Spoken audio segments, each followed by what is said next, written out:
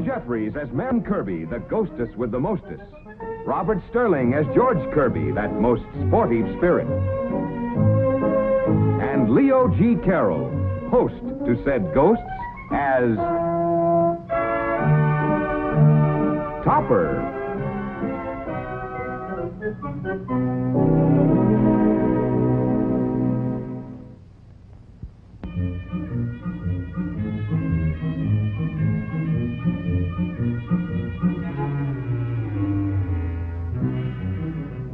What you're doing, Cosmo? Henrietta, you ask me that same question every time I take a picture of you. And not without reason, Topper. The last one you took made me look like a lump of dough. Turn your head a little more to the left. And better still, take your head off altogether. Now, what's for the birdie?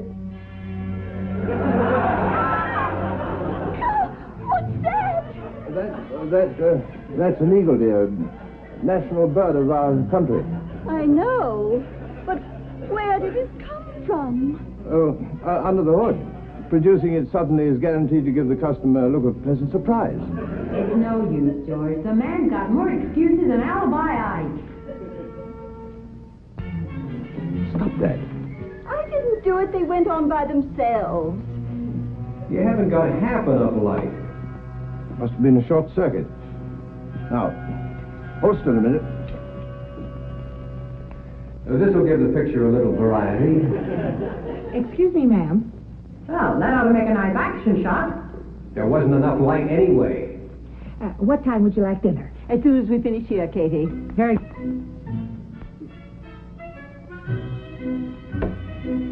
Must be a loose connection. Oh, for heaven's sake, Cosmo, leave the lights alone and take the picture. I can't hold this pose all night. You haven't got half enough light. Cosmo, you're blinding me.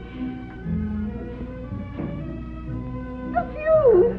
You blew the fuse! Snap her quick, Topper. She never looked lovelier.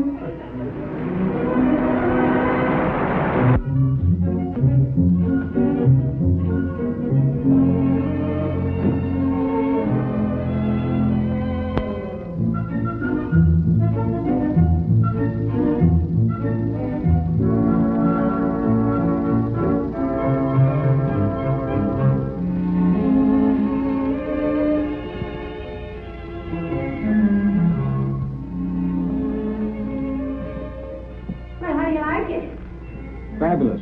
Should have put more onions in it, though. George Kirby. Hmm? Look at me. Don't you notice anything different? Putting on a little weight, aren't you? George Kirby. You said that before, dear. Any other man looking at me would say, Marion, you look absolutely ravishing in your new hat. Oh, is that a new hat? Yes, it's a new hat. Wear it in good health, dear. Can't you even pay me a teeny compliment? What's eating you? I go out of my way to make myself beautiful for you, and you don't even know I'm alive. Well, you're not, are you?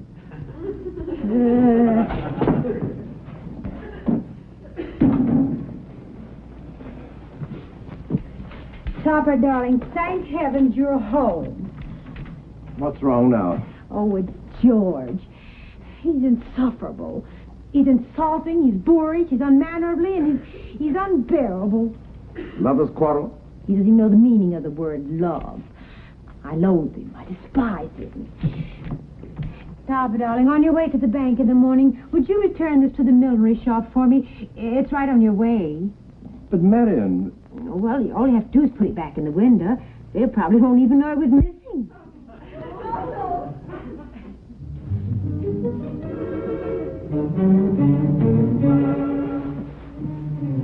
Cosmo, what is that?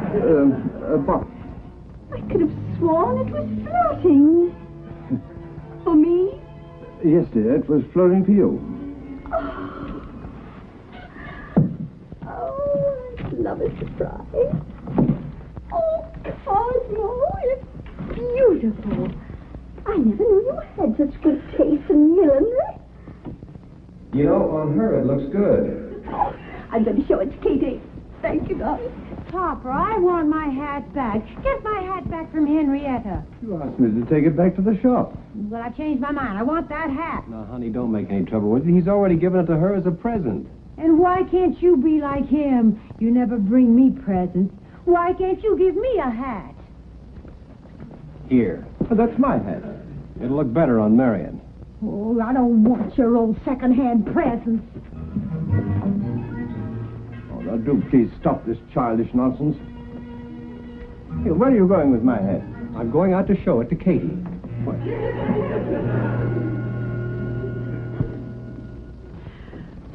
Colonel, Yes, aren't you tired? yes, sir. So why don't you go to bed? Nothing, dear. I'm not a bit tired. Besides, I want to see who committed this murder. All right, dear, but don't stay up too late. Oh, it couldn't have been him. Good night, dear. Please get off my book. I'm not on your book. I'm on your lap. Well, my book's on my lap.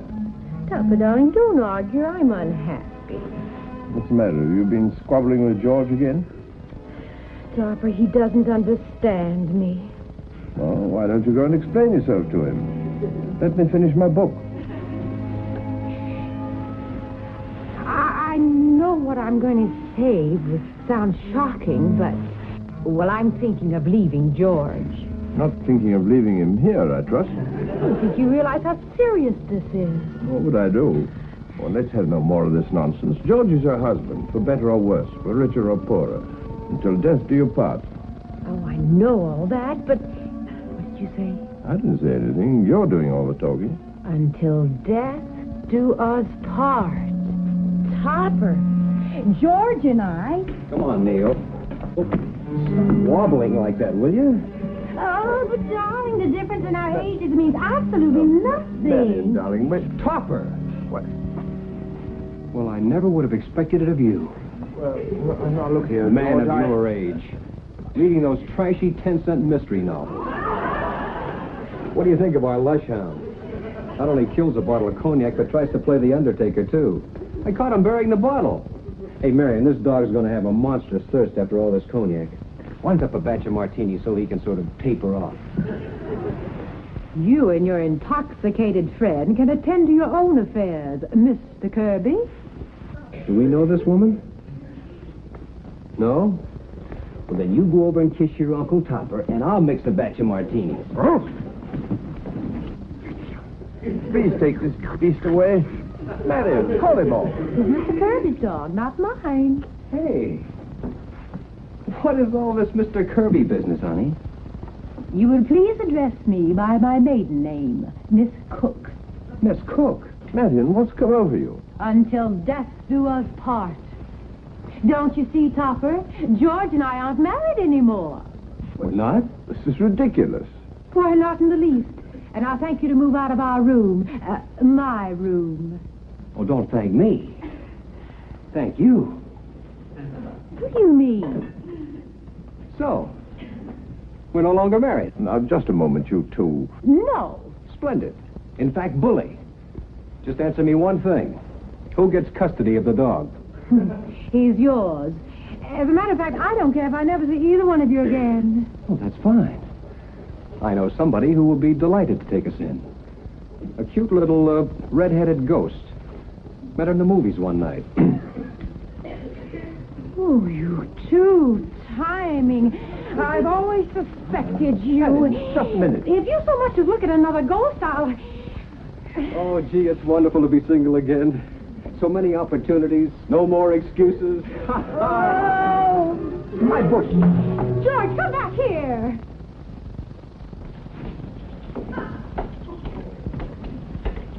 Cosmo, what's that book doing in the fire?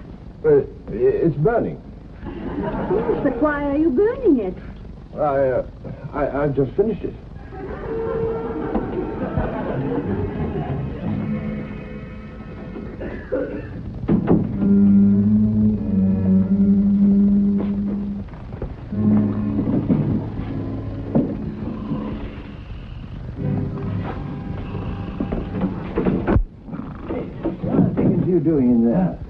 I'm trying to sleep. That's Henrietta's hope chest. Well, I hope I don't have to sleep here tomorrow night. Don't tell me Marion really went through with all that nonsense. She certainly did. She kicked me out of the room, insisted that I start courting her all over again. Oh, she didn't by any chance send you up here to find me, did she? She did not. I wish you wouldn't drag me into your domestic quarrels. Last night you cost me a mystery novel that I was dying to finish. Now I've got to go and buy another copy. Papa, what am I going to do? Well, you better go and marry that red-headed spook. Oh, I just made her up to put Marion in her place. Yes. Look where it's put you. What are you laughing at? I'm not laughing at you. I can't court Marion again. Why not? Well, I'm a married man. At least I was. What are you reading? Some letters from me to Henrietta when I was courting her. You could very well use some of my technique. I might end up being married to Henrietta. Well, you could do worse. I did. But somehow I love the witch. Let me have a look. Hey, here, steady on, George. Those letters are personal. Oh, what's wrong? Henrietta, my own. When we are apart, it seems dark and dank. Oh, what's the matter with that? It's very poetic. Marion, my own. When we're apart, life seems dark and dank. No, thank you. Your technique won't help me any. The trouble with you is you're completely insensitive. Well, I guess I'll have to start courting Marion all over again. I worked it once. Maybe if I gave her the old caveman treatment, huh? And you say I'm insensitive? Oh, brother.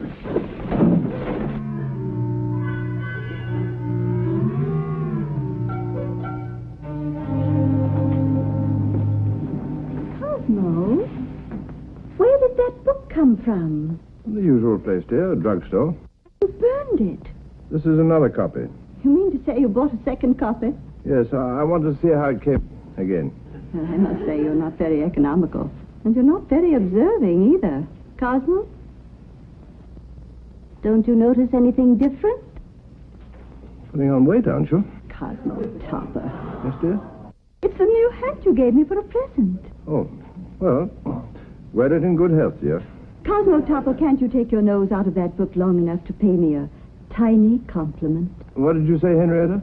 I got all dressed up today and tried to look my best, hoping you'd take me to lunch somewhere. Topper, make her give me my hat back. Cosmo, wouldn't you like to take me out? No. You needn't be so vehement about it. I had no idea it would be so distasteful to you to spend Saturday afternoon with your wife. Now look what you've done. She's perfectly right. All you husbands ought to learn to give your wives a lot more attention. If you hadn't reached for the hat... I hope she makes you suffer. I hope she finds a handsome, charming gentleman to take her to lunch. Preposterous. Don't you believe it? Look how I'm making George suffer. He's suffering all right. So am I. I want to read. Topper, you don't suppose he's serious about that redhead, do you? Well, it's quite possible. If I thought... If you thought you'd never have started this thing, telling me he's not your husband, throwing him out of your room. Cosmo Topper, I never expected to hear that from you. Suggesting that I share my room with a man who's practically a stranger. Oh, for pity's sake, I'm tired of both of you. And you needn't take out your bad temper on Neil. What's he doing here? He's a very literary dog. Always has his nose in a book. Come, Neil, before the nasty man bites you. Is Mrs. Kirby home? That's no way to treat a gentleman caller. Someone's playing tricks. Tell Mrs. Kirby Mr. Kirby is calling. What's the matter, Katie? There's no one at the door. Oh, that must be George. He's coming to court me. All right, Katie, I'll answer it. How do I look? You look ravishing. Thank you, sir. Good afternoon. Look at that. Rot. It was all alone. Well, why not? You've heard of flags flying, haven't you? Yes, Well, but I never heard of flags ringing. Have you a lady living here by the name of Mrs. Kirby? she resides here, but she isn't living. In there. Topper, listen, I have to humor her. She's very serious about this courting bit. Would you please announce me? Very good, sir. Joe College, madam. Hiya, baby. Give Daddy a hug. How do you do, Mr. Kirby? Oh, I beg your pardon. I forgot. You're looking radiant, Mrs. Kirby. Oh, come now. You've met Mr. Topper, haven't you? Oh, Mrs. Kirby's told me so much about you. All unpleasant. All right. Well, now that you've played your silly little game, perhaps you'll go away and let me read. Topper, darling, the young man and I want to sit in here. Will you entertain Mr. Kirby while I get my coat?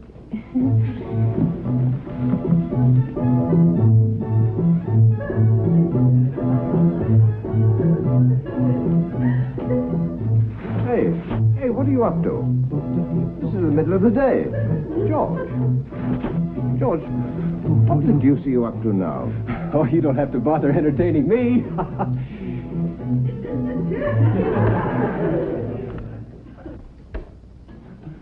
Put on that light.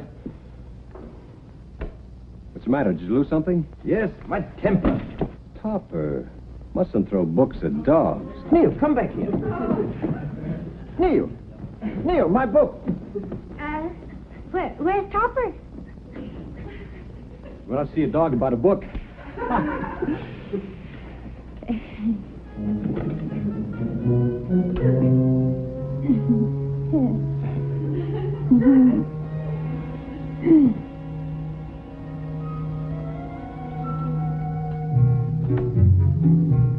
Don't you dare.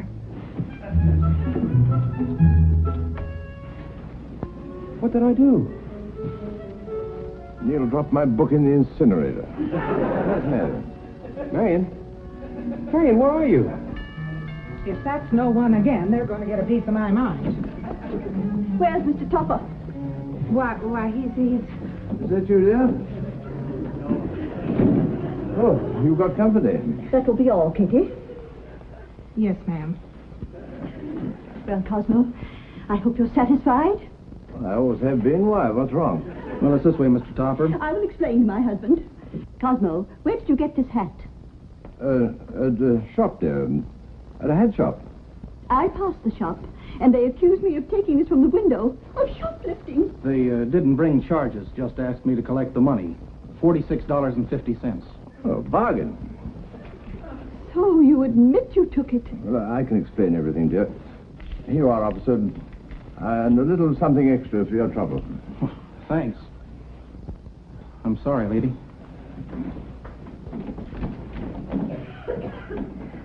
Well, Cosmo, I'm waiting for your explanation. Well, you see, they told me at the shop that the hat was a steal. I suppose I guess I misunderstood them. You expect me to believe that? No, I guess I don't. Well, all I can say is, it's bad enough you're stealing things, but when I get arrested for it... Excuse me, ma'am, but I found this in the incinerator. Katie, put that back. I want things where I can find them. Why, it's that book again. You can't afford to buy me a hat, but you can buy books and burn them. Katie, you can have this hat. Why, thank you, ma'am. But Henrietta.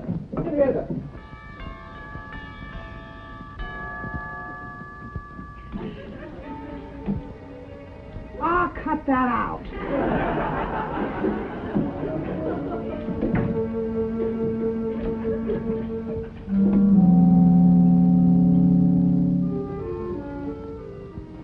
Oh, Marion! Marion! Me? No, they were for Katie, but as long as you have them, you can keep them. Won't you come in? Thank you.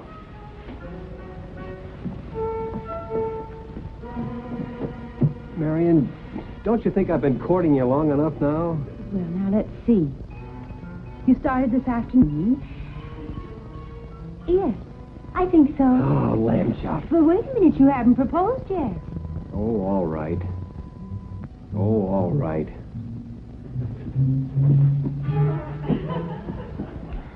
Marion.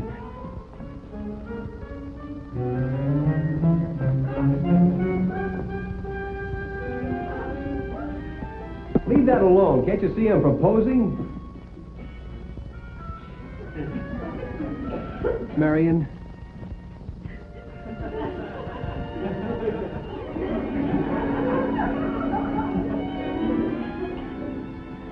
Cut that out. Oh, forget about the pill and go on with the proposing. Well, are you or are you not going to marry me? Katie has on my hat. Well, what kind of an answer is that? And pay attention to me when I'm proposing. Well, you needn't yell at me. And you could be a little more romantic, too. Oh, all right. Marion, I love you. I've always loved you. Even when we were married. Oh, George. That was beautiful. Then you'll marry me? No, George. Well, why not? You're too much like my last husband.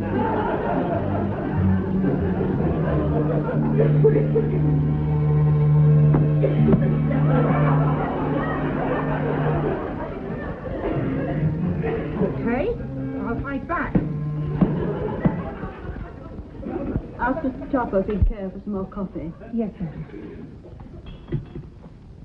Mr. Topper, sir, Mrs. Topper asked me to ask you if you care for some more coffee. Tell Mrs. Topper no thank you. Yes, sir. Mrs. Topper, Mr. Topper told me to tell you, no thank you. You may take this away. Yes, ma'am. Excuse me, sir. There goes our interpreter. I have nothing to say to you. Henrietta, aren't you being a trifle unreasonable? After all, Me unreasonable? You head stealer. You book burner. Henrietta. Get off my lap, will you? you and your wife have got me into a fine mess. Me and my wife have got me in a fine mess, too. What have you got there? Your love letters. I've tried everything else on Marion. Maybe this will work.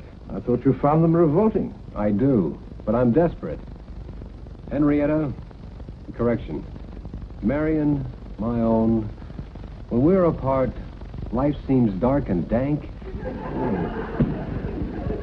Oh, George, that's the most beautiful thing you ever said to me.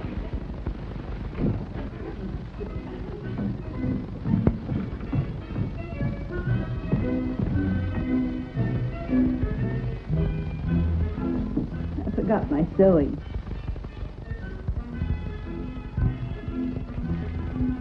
Cosmo, what are you doing with those letters? I was just reading them, dear. You were? Oh, Cosmo. Read them to me. Henrietta, my own, when we're apart, life seems dark and dank. Topper, we're going to be married. That's nice. Nice. It's beautiful.